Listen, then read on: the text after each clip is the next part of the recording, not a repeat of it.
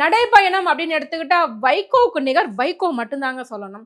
ஏன்னா சென்னையிலேருந்து கன்னியாகுமரி வரை அவர் மேற்கொண்ட அந்த நடைப்பயணங்கள் பார்த்தீங்க அப்படின்னா ஒரு கிண்ண சாதனையாகத்தான் வந்து பார்க்கணும்.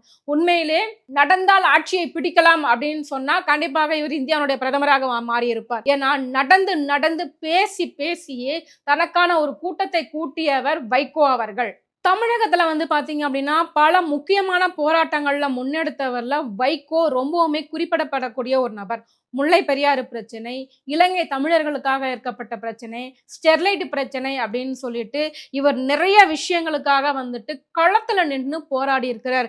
இவர் ஒரு மிகச்சிறந்த கள போராளி அப்படின்னு கூட சொல்லலாம். இவர் வந்து வெறும் அரசியலுக்காக மட்டுமல்ல, இவர் சுற்றுச்சூழலையும் ரொம்பவுமே நேசிச்சவர் அப்படின்னு சொல்லலாம். ஏன்னா இவர் வந்து சுற்றுச்சூழலுக்காக முன்னெடுத்த பல போராட்டங்கள் ரொம்பவுமே வியக்கத்தக்கது. கிட்டத்தட்ட 30 முறை அரெஸ்ட் ஆயிருக்கிறாரு. 5 வருஷம் ஜெயிலே வந்துட்டு தன்னுடைய வாழ்க்கையை வந்து கழிச்சிருக்கிறாரு.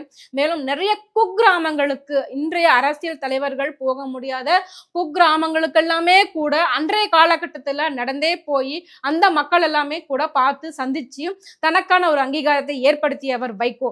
மக்களோடு மக்களாக தோள் நின்றவர் வைகோ அப்படின்னு கூட சொல்லுவாங்க.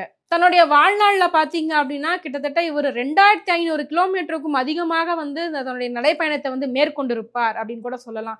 ஏன்னா அவ்வளவு நடைப்பயணத்தை மேற்கொண்டவர் வைகோ அவர்கள். மது ஒழிப்புக்காகவும் இவர் நிறைய நடைப்பயணங்களையும் நிறைய பிரச்சாரங்களையுமே வந்துட்டு இவர் முன்னெடுத்திருக்கிறார். தமிழகத்துல இன்னைக்கு அந்த சீமை கருவேலங்கள் மரங்கள் வந்துட்டு அழிக்கணும் அப்படின்னு சொல்லிட்டு கோர்ட் வந்து ஆர்டர் போட்டிருக்கு. அதுக்கான முன்னெடுப்புகளை மேற்கொண்டவரே வந்துட்டு வைகோ அவர்கள் தான் அப்படின்னு சொல்லணும்.